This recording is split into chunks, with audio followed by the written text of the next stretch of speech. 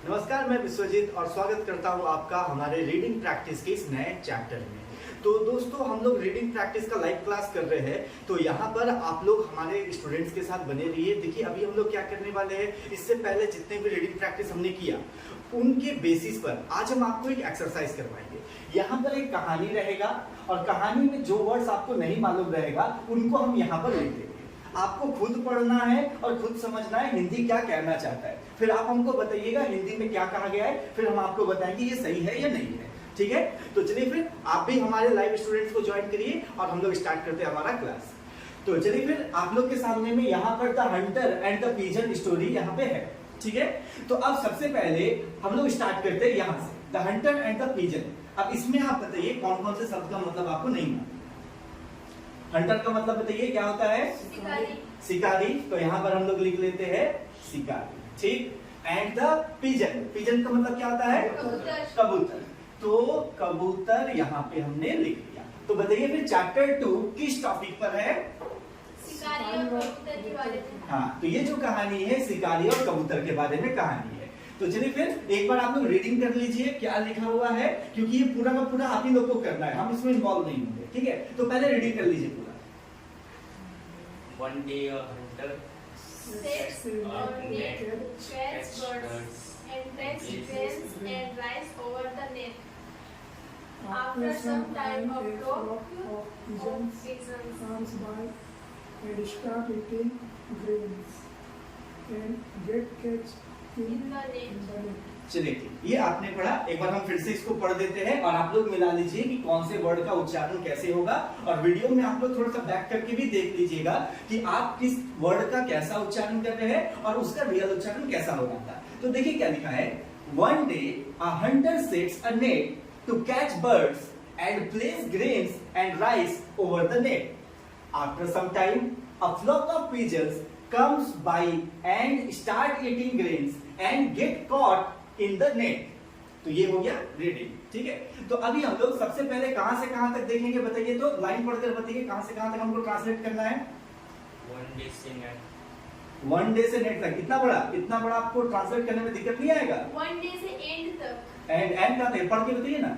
One day a hunter sets a net to catch birds and and, ठीक है, तो यहाँ पर आपको दिख गया एंड, मतलब इससे पहले एक सेंटेंस, इसके बाद दूसरा सेंटेंस। हम लोग अभी बात करेंगे इतने दूर को लेकर। ठीक है, तो चलिए फिर अब स्टार्ट करते हैं हम लोग उन वर्ड्स का मीनिंग निकालना जिसके बारे में हमको नहीं मालूम है। तो बताइए कौन सा वर्ड का मीनिंग आपको नहीं पता? one day का मतलब एक दिन, एक दिन, और मतलब एक शिकार एक शिकारी एक शिकारी, जाल बिछाए। एक जाल बिछाया सेट्स मतलब क्या है? बिछाता है। ठीक है, तो यहाँ पे सेट्स का मतलब बिछाता है, बैठाता है, छिपता है, बहुत सारा मीनिंग आएगा। तो यहाँ पे नेट का स्टोरी है, तो यहाँ पे हम लोग बिछाना लेके चलेंगे। ठीक है, तो बिछाता है, आगे बोलिए। एक एक जाल, कबूतर पकड़ने। ठीक है। टू कैच, कैच मतलब, टू का मतलब हो गया के लिए, कैच का मतलब होता है पकड़ना, बर्ड्स का मतलब चिड़िया या पक्षी, चलो पक्षी लिख लेते हैं, पक्षी। ठीक है, तो पूरा का मीनिंग क्या हो गया? एक दिन एक शिकारी जाल बिछाता है पक्षी पकड़ने के लिए। ठीक है, तो एक दिन एक शिकारी पक्षी पकड़ने के लिए जाल बिछाता है, और क्या करता है आगे आप बताइए। और उसी जगह पहले उन वर्ड्स का मीनिंग खोजिए जिसका मतलब नहीं मालूम है, और आप बोलिए हम वहां पे, हम उन्हीं वर्ड्स को अब लिख लेंगे जिसका मतलब आपको नहीं मालूम है। बताइए। प्लेस मतलब रखता है, रखा है। प्लेस मतलब रखा, ग्रेन्स मतलब अनाज। बहुत अच्छे, ग्रेन्स का मतलब हो गया मेरा अनाज। ठीक, और बोलिए कौन सा वर्ड का मतलब नहीं मालूम? राइस मीन्स चावल। राइस मीन्स चावल। ओवर का मतलब क्या होगा? ऊपर। के ऊपर। ओवर का मतलब क्या हो जाएगा? के ऊपर। ओवर क्या है? मेरा एक प्रीपोजिशन है जिसका मतलब होता है के ऊपर। चलिए फिर, तो ये उन वर्ड्स को हम लोग यहाँ से छांटे हैं जिसका मतलब आपको नहीं मालूम था, अब आपको पता चल गया। अब इसको एक मीनिंग देने का कोशिश करिए। इंग्लिश पढ़िए। grains and place grains and rice over the net. मतलब क्या हुआ? जाल के ऊपर अनाज और चावल रखता है। बहुत अच्छे, जाल के ऊपर चावल और अनाज रखा। जाल के ऊपर चावल और अनाज रखा, क्योंकि यहाँ पे क्या हो गया, एंड प्लेस्ड, ईडी लग गया ना, रखा। तो जाल के ऊपर अनाज और कुछ चावल रखा, ठीक है। उसके बाद बोलिए क्या है, After some time, a flock of pigeons comes by and start eating grass and get caged in the net. ये कॉट लिखा है, इसका उच्चारण हम लोग कैसे करेंगे, कॉट, ठीक है। अब एक और चीज यहाँ पे देखिए, जब हम लोग बुक पढ़ने को जाते हैं, बहुत सारा ऐसा मीनिंग होता है जिसका मतलब हमको पता नहीं रहता, और अभी हम किताब पढ़ने को जा रहे हैं, हर समय तो हम डिक्शनरी लेके नहीं बैठ सकते। तो अब देखिए यहाँ पर ये जो पिक्चर बना हुआ है, आपको इस पिक्चर को भी समझ के थोड़ा बहुत आगे पीछे से, सेंटेंस के आगे पीछे वाले शब्दों से भी एक मीनिंग कनेक्ट करना है। हो सकता है यहाँ पर आपको देखिए फ्लॉक का मतलब नहीं मालूम है, हो सकता है। अब यहाँ पे हमको नहीं पता फ्लॉक का मतलब क्या होता है, तो हम यहाँ पर देखिए फोटो के जरिए और इस वर्ड के आगे और पीछे जो वर्ड्स है उनके साथ एक संबंध बना के एक मीनिंग निकालने का कोशिश करेंगे कि फ्लॉक को क्या कहा जाना चाहिए। तो चलिए फिर एक तो ट्राई मार के देखिए। कुछ समय बाद एक पक्षियों का झुंड आया, और ग्रेस और चावल, ग्रेस नहीं है, ग्रेन है, ग्रेन। देखिए यहाँ पे नौ का उच्चारण हो रहा है ना, तो हम लोग क्या बोलेंगे, ग्रेन्स, अनाज, चावल खाने लगे। ठीक है। और क्या होता है उसके बाद, देखिए यहाँ पे दो बार है, एक तो खाने लगे और एक क्या है, एंड गेट कॉट। कॉट मतलब पकड़ा गए, हाँ, जाल में पकड़ा गए मतलब फंस गए, ठीक है। तो यहाँ पे क्या होगा, आफ्टर सम टाइम, कुछ समय बाद, अ फ्लॉक ऑफ पिजन, तो यहाँ पे देखिए ऑफ लग गया मतलब उल्टा पड़ेंगे, अ फ्लॉक ऑफ पिजन, तो कबूतरों का एक झुंड, कम्स मतलब आता है, कबूतरों का एक झुंड आता है और क्या करता है, स्टार्ट ईटिंग, खाने लगता है। स्टार्ट ईटिंग मतलब क्या हो गया, खाने लगता है। क्या खाने लगता है, ग्रेन्स, एंड ग्रेन्स खाने लगता है, अनाज खाने लगता है। और क्या होता है, और पकड़ा जाता है। कहां पकड़ा जाता है, इन द नेट, जाल में पकड़ा जाता है। तो इस तरह से मेरा ये पार्ट कंप्लीट हो गया, समझ में आ गया। चलिए अब हम लोग आगे बढ़ते हैं, दूसरे पैराग्राफ को देखते हैं। तो यहां से दूसरा पैराग्राफ स्टार्ट होता है, तो देखिए पढ़ लीजिए एक बार क्या लिखा है, रीडिंग करिए। After some time, they started losing hope. Then their leader asked them to fly together up in the sky. They did as they were Where? told and carried the net away. ठीक है, तो यहाँ पे अभी क्या बोला, after some time they started losing hope, then their leader asked them to fly together up in the sky, they did as they were told and carried the net away. ये उसका रीडिंग हो गया। अब उन words को देखते हैं जिसका मीनिंग हमको नहीं मालूम। तो चलिए फिर बताइए, पहला सेंटेंस कहां से कहां तक लेंगे हम लोग, After से hope तक। ठीक है, आफ्टर से होप तक लेते हैं। तो इसका कौन कौन सा ऐसा वर्ड होगा जहां पे जिसका मतलब आपको नहीं मालूम है, Losing का मतलब लूजिंग, लूजिंग मतलब क्या हो गया, खोना। क्या खोता है, losing, Asha.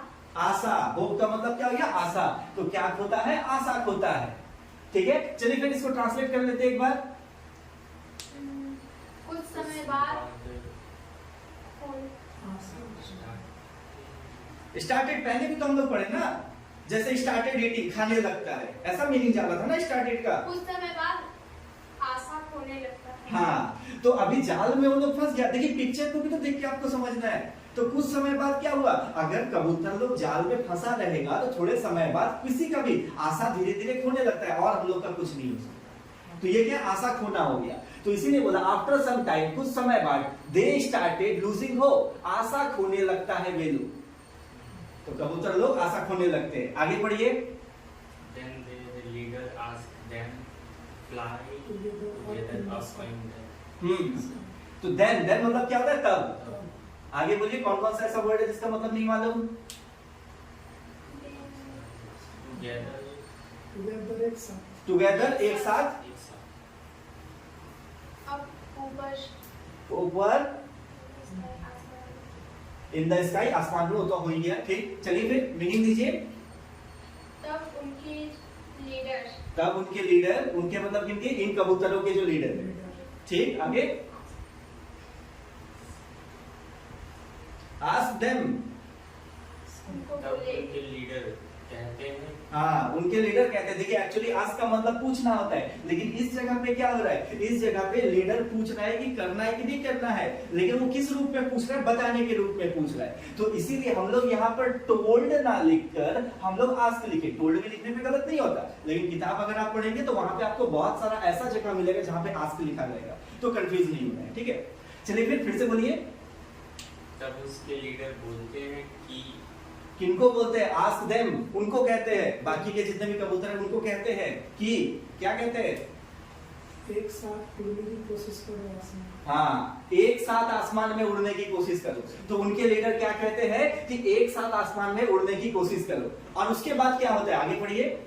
They did as they were told and carried the net away. इसका मतलब क्या हुआ, दे डिड, दे डिड का मतलब क्या होता है, किया। डू का मतलब करना, डू का पास्ट, करना का पास्ट क्या हो जाएगा, किया। तो दे डिड, उन्होंने किया, क्या किया, as they were told, हाँ, एज दे वेर टोल्ड। तो उन्होंने क्या किया, एज दे वेर टोल्ड। इसका मतलब क्या हुआ, एक अब साथ- ये वाला जो है ना, ये पेसिव वॉइस में है, यानी कि पेसिव वॉइस क्या होता है, किसी के द्वारा काम करना। चलिए, जैसा उसने कहा, जैसा उसने कहा, उसने मतलब किसने, लीडर लीडर ने। ने। तो दे डिड, उन्होंने वैसा ही किया जैसा उन्हें कहा गया था। एज दे वेयर टोल्ड, जैसा उन्हें कहा गया था। समझ गए, आगे पढ़िए। carried the net away, and carried the net away, मतलब क्या हो गया, नेट को पकड़ के उड़ना। away मतलब अवे दूर, अवे का मतलब क्या हो गया, दूर जाल से दूर ले जाया गया, ना। जाल को पकड़ के दूर- आप देखिए, फोटो देखिए, जाल से दूर जा रहा है कि जाल को ही उठा के लेके जा रहा है। वो जाल को लेकर, हाँ, तो यहाँ पे क्या बोलना चाह रहे हैं, थोड़ा सा समझिए। They did as they were told, जैसा उन्हें कहा गया था वैसे ही उन्होंने किया। और carried the net away, net को ही उठा के लेके चल गया। कैरी का मतलब क्या था, ढोना, तो नेट को ही ढो दिया। तो सब पक्षी मिलके एक साथ जो उड़े, इससे क्या हो गया, नेट भी उनके साथ उड़ गया। ठीक है, चलिए फिर अब आगे नेक्स्ट पैराग्राफ को हम लोग देखते हैं। The hunter runs after them, but they flew away to their friends' mouse hole. Then the mouse cuts the net and freed the pigeons. ठीक है, the hunter runs after them, but they flew away to their friend's mouse hole. Then the mouse cuts the net and freed the pigeons. अब हम लोग कहां से कहां तक लेंगे, पहले हम लोग ले लेते हैं the hunter runs after them, यहां तक बट लिखा है ना, तो बट से उधर एक सेंटेंस, बट के इधर एक सेंटेंस, तो हम लोग बट तक लेंगे। बोलिए फिर। शिकारी, हाँ, उसके बाद तो दौड़ने लगा। उसके बाद दौड़ा, मतलब आ रहा है, तो मीनिंग दीजिए। रन्स मतलब क्या हुआ, पहले बताइए। दौड़, दौड़ना, दौड़ना नहीं है, दौड़, दौड़ता है। दौड़ता है, दौड़ता हाँ, लास्ट में एस लगाने का तो हम क्या बोले थे, इसका मतलब क्या बता है, शिकारी दौड़ता है। शिकारी दौड़ता है। ठीक है, तो शिकारी दौड़ता है, आफ्टर देम तो मतलब क्या हुआ, उसके बाद, उसके बाद, ऐसा, शिकारी दौड़ता है उसके बाद। उसके बाद शिकारी उसके बाद शिकारी दौड़ता है। यहाँ पे आफ्टर देम बोलने का मतलब है उनके पीछे शिकारी दौड़ता है। यानी कि नेट लेके अगर कबूतर चला जाएगा, तो आप अपने दिमाग में भी एक वीडियो बनाइए, अगर कबूतर नेट लेके भाग रहा है तो शिकारी क्या करेगा, उनके पीछे दौड़ेगा ना, तो वही उनके पीछे दौड़ रहा है। समझ में आया। लेकिन आगे वे, पहले इंग्लिश तो पढ़ लीजिए। but they flew away to their friend's mouse hole. हाँ, फ्लू मतलब उड़ना, भागे। हाँ, फ्लू मतलब हो गया भागे, उड़ना को फ्लाई बोलते हैं। वे भागे, वे भागे, किधर भागे, दूर, to their friends, उनके दोस्त, कौन है उसका दोस्त, माउस चूहा चूहा। हाँ, थोड़ा सा मीनिंग लीजिए। चूहे की जो बिल है उसमें भागे। चलिए कोई दिक्कत नहीं, करंट चला गया, लेकिन हम लोग अपना कंटिन्यू करते रहेंगे, ठीक है। तो आप लोग को स्क्रीन क्लियर दिख रहा है? ठीक है। तो यहाँ पे अभी क्या बोलता है, बट दे फ्लू, वे भागे। तो शिकारी जब उनके पीछे भाग रहा था तब तक तो चिड़िया जो था वो नेट लेके उड़ दिया। तो जब वो नेट लेके भागने लगा चिड़िया सब हम लोगों का, तो इसके बाद क्या लिखा है, बट दे फ्लू, लेकिन जब ये भागे तो कहां भाग के गए, to their friends mouse hole. ये जो चिड़िया लोग है इनका एक दोस्त है माउस, चूहा। तो वो चूहा कहां रहता है, अपने होल में। तो चूहे के होल में वे लोग भागे। चूहे के होल के अंदर नहीं घुसना है, जहां चूहा रहता है उस होल की तरफ वो लोग भागे। ये कहने का मतलब है सेंटेंस का। तो पूरा का मतलब क्या हो गया, the Hunter runs after them, शिकारी उनके पीछे भागे, लेकिन वे लोग भी भागे, चिड़िया भी भागे। किधर भागे, जो उनका दोस्त माउस था उसके होल की तरफ भागे। ठीक है, आगे क्या लिखता है, Then the mouse cuts the net and freed the pigeons. हाँ, मतलब क्या हो गया, सब जो चूहा है वो नेट को काटता है हाँ, और पक्षियों को आजाद कर देता है। बहुत अच्छे। देन द माउस, देन मतलब क्या हो गया, तब चूहा नेट को काटता है और कबूतरों को आजाद करता है। समझ में आ गया? तो यही हम लोगों का इस पैराग्राफ का मतलब हुआ। अब हम लोग आगे देखते हैं। तो यहां तक हम लोगों का स्टोरी कंप्लीट हो गया। चूहा माउस जो था वो हमारे कबूतरों का नेट काट दिया और कबूतरों को आजाद कर दिया। तो इस कहानी से सीख क्या मिलता है, मोरल क्या है, यूनिटी इज स्ट्रेंथ, मतलब एकता ताकत है। यूनिटी का मतलब क्या हो गया, एकता। एकता ही ताकत है। इज है, स्ट्रेंथ ताकत या शक्ति, जो भी आप इसे कह ले। तो यूनिटी में शक्ति है। तो अब हमको बताइए, आप लोग पूरे कहानी को तो पढ़ लिए, आपको ये कहानी समझने में कहां कहां दिक्कत आ रहा था? सडनली न्यू वर्ड्स, मतलब नया वर्ड्स जो हम लोग जानते नहीं वो अचानक आ जाएगा। ठीक है, तो बोलने का मतलब है आप लोगों का कि जब हम लोग के सामने में नया नया कुछ वर्ड्स आ रहा था तो उन वर्ड्स को कनेक्ट करने में थोड़ा सा दिक्कत हो जाता है ना। तो इसका उपाय क्या है, दो उपाय है। पहला उपाय प्रैक्टिस। जब आप ज्यादा से ज्यादा रीडिंग करते जाएंगे धीरे धीरे आपको समझ में आता जाएगा कि कब हमको कैसे पढ़ना है। और दूसरा बात क्या है, आपको आगे पीछे के वर्ड से भी उसका एक मतलब निकालना है। ठीक है, इस तरह से आप लोग इस प्रॉब्लम को सॉल्व कर लेंगे। और कोई दिक्कत आ रहा था?